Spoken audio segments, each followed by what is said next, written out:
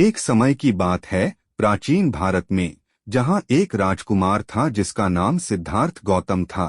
भले ही उसका जीवन विलास से भरा हुआ था, लेकिन सिद्धार्थ में एक अदृश्य असंतोष था। वह मानव कष्ट के सत्य की खोज में निकल पड़े थे और अपने राजकुमारी जीवन को त्याग कर एक आध्यात्मिक यात्रा पर निकले। सिद्धार्थ ने ध्यान में खो जाकर विभिन्न शिक्षकों से मार्गदर्शन प्राप्त किया, लेकिन उसे उत्तर नहीं मिला। बोधि वृक्ष के नीचे लगातार कई वर्षों के परिश्रम के बाद उसने बोधि प्राप्त किया। सिद्धार्थ बुद्ध बन गए, जागरूक हुए व्यक्ति।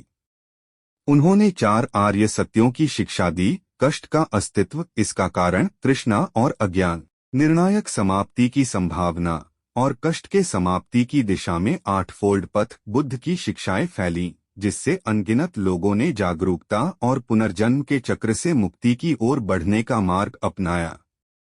कई सौ वर्ष पूर्व भारत में शांतिपूर्ण महासागर के किनारे एक महाराजा के युवा पुत्र ने जन्म लिया था, सिद्धार्थ गौतम नामक राजकुमार। उसके जीवन का प्रारंभ ऐसा था जैसा कि बहुत आम राजकुमारों का होता है, समृद्धि, आनंद और विलास से भरा हुआ। हालांकि सिद्धार्थ का मन शांति की ओर बढ़ने के लिए उत्कृष्ट था। एक दिन जब वह अपने महल की बाहर चला गया, तो उसकी आंखों के सामने मृत्यु, वृद्धि और दुख का दृश्य आया। यह दृश्य ने उसके मन को छू लिया और उसने त्याग का निर्णय किया।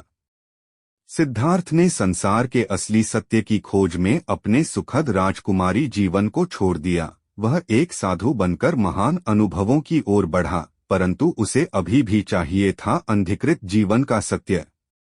अच्छे शिक्षकों से मिलकर सिद्धार्थ ने ध्यान और तपस्या के माध्यम से अपने आत्मा के सत्य का पता लगाने का प्रयास किया। अंगुली तले बोधिवृक्ष के नीचे उसने अचानक बोधि प्राप्त किया, सत्य का पूरा ज्ञान।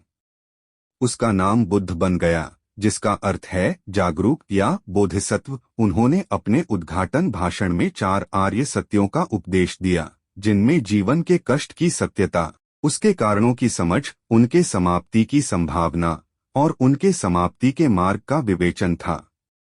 बुद्ध की उपदेशों ने सारे ब्रह्मांड को प्रभावित किया और उनकी शिक्षाएं बौद्ध धर्म की नींव रखीं, जिससे समय के साथ बौद्ध धर्म बड़ी संख्या में अनुयायियों को प्राप्त हुआ।